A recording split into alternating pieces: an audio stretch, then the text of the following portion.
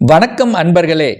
அஸ்ட்ரோசிரி channel வாயிலாக நான் உங்கள் அஸ்ட்ராலஜர் டாக்டர் சதீஷ். கன்னிராசி அன்பர்களுக்கு இந்த சித்திரை மாதம் எப்படி இருக்குன்னு பார்க்கும் பொழுது, அதுவும் குறிப்பாக தொழில் சார்ந்த விஷயங்கள், வியாபாரம், வேலை சார்ந்த விஷயங்கள் எப்படி இருக்கும் பார்க்கும் பொழுது, 10ஆம் அதிபதியாக இருக்கக்கூடிய புதன் பகவான் 7ஆம் இடத்தில் அமர்ந்து கொண்டு நீச பங்கமாகி, அதாவது உங்கள் ராசியை பார்க்கிறார்.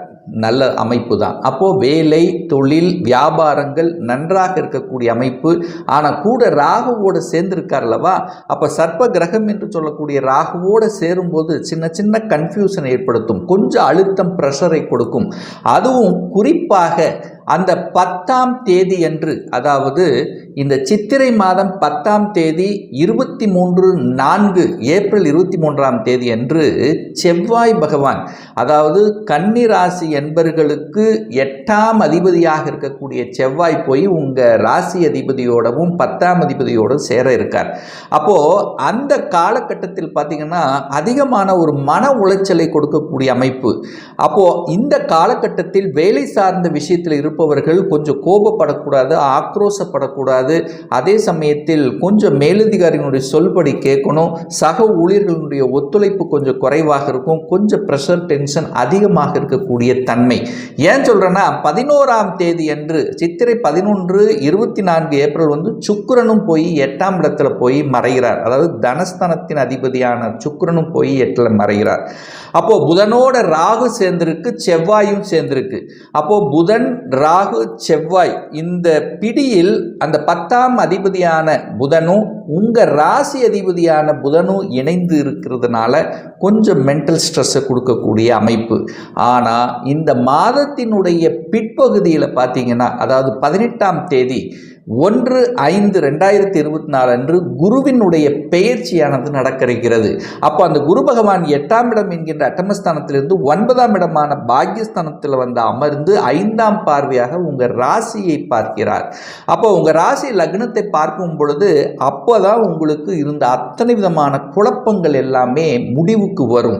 அப்போ இந்த முற்பகுதி, அது குறிப்பாக சித்திரை 10லிருந்து 18ஆம் தேதி வரை அந்த ஒரு வார காலம் பார்த்தீங்கன்னா எதிர்மறை எண்ணங்கள், நெகட்டிவ் தாட்ஸ், அலைச்சல் திருச்சல்கள், ஸோ இந்த மாதிரியான அமைப்பு இருக்குது. ஆனால் இந்த மாதத்தினுடைய பிற்பகுதியிலிருந்து இது சரி, இது தவறு, இதைத்தான் செய்யணும் அப்படிங்கிற அத்தனை அம்சங்களும் உங்களுக்கு சிறப்பாக இருக்கக்கூடிய தன்மைகளை உருவாக்கும். சரி, அதே சமயத்தில் பார்த்தீங்கன்னா இந்த 2ஆம் அதிபதியாக இருக்கக்கூடிய சுக்கிரன் போய் 8ல் மறைய இருக்கிறார். அப்போது தனம், குடும்பம், வாக்கு சம்பந்தப்பட்ட விஷயத்தில் கொஞ்சம் கவனம், எச்சரிக்கையோடு இருக்கணும். காசு பணத்தை டீல் பண்ணக்கூடிய விஷயத்தில் கொஞ்சம் கவனம், எச்சரிக்கையோடு இருக்கணும். 3ஆம் நபர்களுடைய குடும்ப விஷயத்தில் தலையிடுவதை தவிர்ப்பது இந்த காலகட்டத்தில் சிறப்பு அப்படிங்கிறதையும் ஞாபகத்தில் வைத்து கொள்ளுங்கள். ஆனால் இந்த குரு பெயர்ச்சிக்கு அப்புறம்தான் உங்களுக்கு குரு பகவான் இதுவரை 8ல் இருந்து மறைஞ்சு இருந்தார். அப்போது அந்த 4ஆம் அதிபதியும் 7ஆம் அதிபதியும் போய் 8ல் மறைஞ்சிருக்கு. அப்போ திருமண தடைகளை கொடுத்து கொண்டிருக்கும். நிறைய கன்னிராசி என்பவர்களுக்கு திருமண தடை, அல்லது திருமணம் நடந்திருந்தால் கணவன் மனைக்குள்ள சின்ன சின்ன தொந்தரவுகள், பிரச்சனைகள், ஸோ இந்த மாதிரி குடும்பம் சார்ந்த விஷயத்தில் ஏதாவது ஒரு தொல்லைகள் இருந்து கொண்டிருந்த இந்த கன்னிராசி என்பவர்களுக்கு இந்த சித்திரை 18ஆம் தேதிக்கு அப்புறம் உங்களுக்கு விடுதலை அடையும். அத்தனை விதமான தடைகள், பிரச்சனைகள் விலகும். குடும்பத்தில் கணவன் மனைவி பிரிந்திருந்தவர்கள் எல்லாம் ஒன்று கூடக்கூடிய வாய்ப்புகளை, சந்தர்ப்பங்களை உருவாக்கும். ஒரு நல்ல பாக்கியஸ்தானத்தில் குரு அமர இருக்கிறார் அல்லவா, அப்போ 9ஆம் இடத்தில் குரு அமர்ந்து கொண்டு தனது 5ஆம் பார்வையாக உங்கள் ராசியையும், அதே சமயத்தில் உங்களுடைய முயற்சி ஸ்தானம், தைரிய வீரிய ஸ்தானத்தையும், 5ஆம் இடமான பூர்வ புண்ணிய ஸ்தானத்தை பார்ப்பது உங்களுக்கு மிகப்பெரிய ஒரு பலத்தை கொடுக்கக்கூடிய அமைப்பு இந்த குரு பெயர்ச்சிக்கு அப்புறம். அப்போது எந்தெந்த பாக்கியங்களில் உங்களுக்கு தடைப்பட்டு கொண்டிருந்ததோ, பணம் சரியாக அமையல, நல்ல உழைப்புக்கேற்ற ஊதியம் கிடைக்கல, ஸோ இந்த மாதிரியான விஷயத்தில், பணம் சார்ந்த விஷயத்தில் பிரச்சனை இருந்தவர்களுக்கு அந்த பிரச்சனையிலிருந்து விடுதலை பெறக்கூடிய அமைப்பு.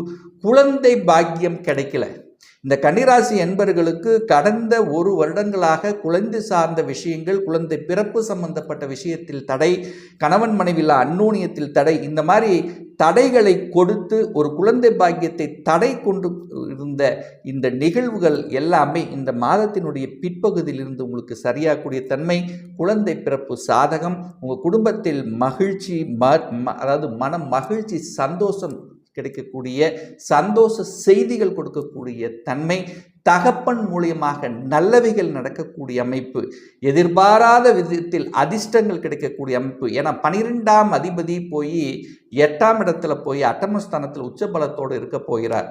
அப்போ தந்தையினால எதிர்பாராத விதத்தில் பல நன்மைகள் நடக்கப் போகிறது. அரசு சார்ந்த விஷயங்கள் வெற்றியை கொடுக்கக்கூடிய அமைப்பு, அரசியல்வாதிகளுக்கும் திடீர் அதிர்ஷ்டத்தை கொடுக்கக்கூடிய வாய்ப்புகளும் சந்தர்ப்பங்களும் இந்த காலகட்டம் உங்களுக்கு சிறப்பாக இருக்கிறது. இதுவரைக்கு வீடு சம்பந்தப்பட்ட விஷயத்தில் பிரச்சனையாகவே இருந்து கொண்டிருந்தது. ஒரு சரியான வீடு வாங்க முடியல, அதாவது சரியான லொக்கேஷன் கிடைக்கல, ஒரு இடத்தை விற்கணும்னா விற்க மாட்டேங்குது. இந்த மாதிரி வீடு, வண்டி, வாகனம் சம்பந்தப்பட்ட விஷயத்தில் தொந்தரவு, பிரச்சனை இருந்து கொண்டிருந்த இந்த கன்னிராசி என்பர்கள் நிச்சயமாக அதிலிருந்து விடுதலை பெறக்கூடிய வாய்ப்புகள், சந்தர்ப்பங்கள் இருக்கு. தாயினுடைய உடல்நலம் சார்ந்த விஷயத்தில் இருந்து வந்த அத்தனை விதமான பிரச்சனைகள் இருந்து முற்றுப்புள்ளி வைக்கக்கூடிய அமைப்பு. என 4ஆம் அதிபதியாக இருக்கக்கூடிய குரு பகவான் 8ல் போய் மறைஞ்சிருந்தார் அல்லவா, அப்போ தாயினுடைய உடல்நலம் பிரச்சனையாக இருந்திருக்கும், அல்லது தாயை விட்டு பிரிந்திருக்கக்கூடிய சந்தர்ப்பங்கள் ஒரு சிலருக்கு ஏற்பட்டிருக்கும். ஸோ அது எல்லாமே நிவர்த்தியாகக்கூடிய தன்மை. 5ஆம் அதிபதியாக இருக்கக்கூடிய அந்த சனி பகவான் தனக்கு 2ஆம் இடத்தில் இருக்கிறதுனாலையும், குழந்தைக்கு காரகன் என்று சொல்லக்கூடிய அந்த குரு பகவான் 9ஆம் இடத்தில் வந்து அமர்கின்ற காரணத்தால் நிச்சயமாக குழந்தைகளினுடைய நலன்கள் திருப்திகரமாக இருக்கும். குழந்தை என்ன படிக்கணும்னு ஆசைப்படுகிறார்களோ அந்த ஆசைகள் நிறைவேற்றக்கூடிய வாய்ப்பு, வெளிநாட்டு கல்விகள், அதாவது உயர்கல்வி வெளிநாட்டில் போய் படிக்கணும்னு ஆசைப்பட்டிருந்த அந்த ஆர்த்திகள் பூர்த்தியாகக்கூடிய அமைப்பு, ஒரு சிலர் தகவல் தொடர்பு துறையில் வெளிநாட்டில் போய் பணிபுரியணும் என்கின்ற எண்ணத்தில் இருந்தவர்களுக்கு அந்த எண்ணங்கள் ஈடேறக்கூடிய அமைப்பு, ஒரு சிலருக்கு வந்து பார்த்தீங்கன்னா இந்த வெளிநாட்டு தொடர்புகளை ஏற்படுத்தி கொடுக்கும். ஏற்றுமதி இறக்குமதி சம்பந்தப்பட்ட துறைகள் வளர்ச்சியை கொடுக்கக்கூடிய அமைப்பு, அதாவது வெளிநாட்டு தொடர்புகளை ஏற்படுத்தி கொடுக்கும். கடல் கடந்து சென்று வாணிபம் செய்யக்கூடிய வாய்ப்புகளையும் சந்தர்ப்பங்களையும் நிச்சயமாக ஏற்படுத்தி கொடுக்கும். அதே சமயத்தில் ரொம்ப நாளாக நான் வெளிநாட்டில் இருந்துட்டேன், நான் தாயகம் திரும்பி வரணும் அப்படிங்கிற எண்ண ஓட்டத்தில் இருக்கின்ற இந்த கன்னிராசி என்பர்களுக்கு நிச்சயமாக இந்த சித்திரை மாதம் 18க்கு அப்புறம் உங்கள் எண்ணங்கள் ஈடேறக்கூடிய வாய்ப்பு. ஏன்னா ரொம்ப நாளாக நான் வெளிநாட்டில் இருந்துட்டேன், நான் திரும்பி வரணும், என் பெற்றோர்களுடனும் எங்கள் சொந்த ஊரில் நம்ம இருக்கணும் அப்படிங்கிற எண்ணத்தில் இருப்பவர்களுக்கு அந்த எண்ண ஆசைகள் நிறைவேறக்கூடிய அமைப்பு. 6ஆம் இடத்தில் சனி பகவான் இருக்கார். அப்போ கடன் சார்ந்த விஷயங்கள், எதிர்ப்பு சார்ந்த விஷயங்கள், இது எல்லாமே உங்களுக்கு சரி செய்யக்கூடிய வாய்ப்பு, கடனை அடைக்கக்கூடிய. ஏன்னா ஒரு பாவ கிரகம் வந்து 6ஆம் இடத்தில் இருக்கும்போது அந்த இடத்தை கெடுப்பார்.